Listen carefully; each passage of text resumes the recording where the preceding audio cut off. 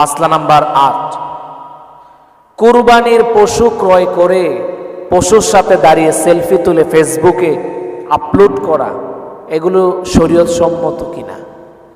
উত্তর, আপনি একটা বিষয় মনে রাখবেন, কোরবানি এটা সম্পূর্ণ তাকওয়াল্লাহ। আপনার তাকওয়ার উপরে নির্ভর করে আপনার কুরবানি হবে কিনা। কারণ আল্লাহ রাব্বুল আলামিন কোরআনুল কারীমে ইরশাদ করেছেন, লা ইয়ানালাল্লাহু লুহুমুহা ওয়ালা দিমাউহা ওয়ালাকিন ইয়ানালুহু তাকওয়া মিনকুম।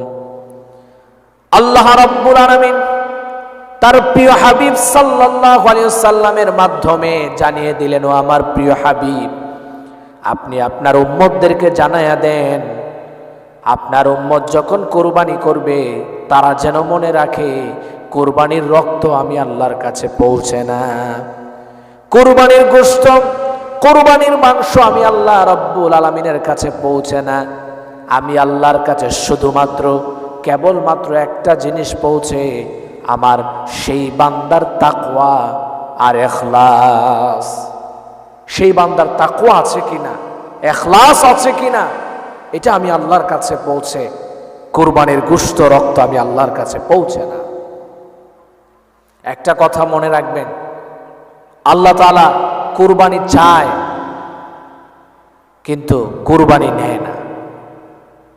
এই জন্য প্রিয় ভাইয়েরা, আপনারা যে কাজটা করেন, আপনি কুরবানির পশু কিনে কুরবানির পশুর সাথে দাঁড়িয়ে সেলফি তোলেন, পিক তুলেন, সেগুলো ফেসবুকে আপলোড করে আপনি দামটাও মূল্যটাও লিখে দেন, 5 লক্ষ 10 লক্ষ 20 লক্ষ টাকা দিয়ে কুরবানি দিব। এবার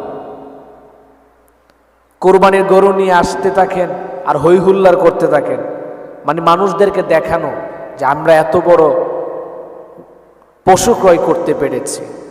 এই যে মানুষ দেখানো স্বভাব, এগুলো জায়েজ নয়, এগুলো কবিরা গুনাহ হবে। আপনি ফেসবুকে দেখালেন, আপনি আপলোড করলেন, কবিরা গুনাহ করলেন। এগুলো করলে আপনার কুরবানি আদায় হবে না, কারণ আপনি তো তাকওয়া নাই, আপনি মানুষ দেখানো কাজ করছেন। মানুষ দেখবে, মানুষ বলবে, এই জন্য আপনি